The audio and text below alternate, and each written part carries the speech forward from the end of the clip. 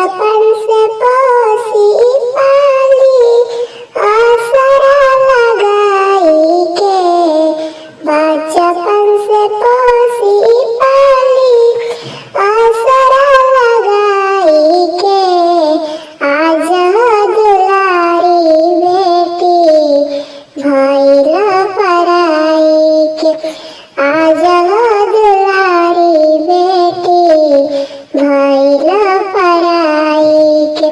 घरवा में मम्मी रोवे आंचल फैलाई के, घरवा में मम्मी रोवे आंचल फैलाई के, दुआरा पे पापा रोवे मारे सल सजाई के, दुआरा पे पापा रोवे मारे सल सजाई के।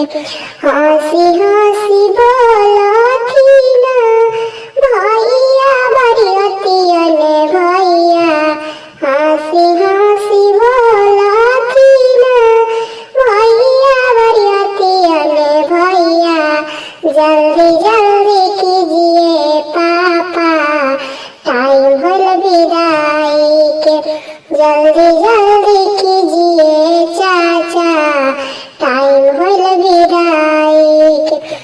इतना सुनिए भैया फिर कुछ दिहलन, इतना सुनिए भैया फिर कुछ दिहलन, ले लेंगे बहन अंतिम विदाई के, ले लेंगे बहन अंतिम विदाई के।